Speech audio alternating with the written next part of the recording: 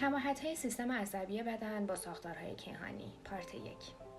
سلام، من آلا هستم و اینجا آلاتوپیاست. توی فیزیک مدرن جهان به صورت یک شبکه کیهانی توصیف میشه. رشته هایی از ماده و انرژی که کهکشان‌ها رو به همدیگه وصل میکنه.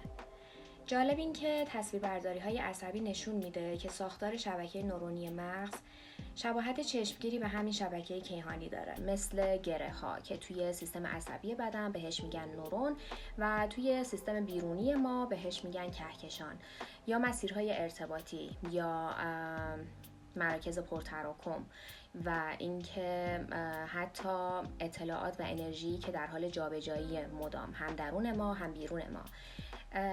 این تشابهات تصادفی نیستند و توی علم امروز بهش میگن الگوهای تکرار شونده در طبیعت.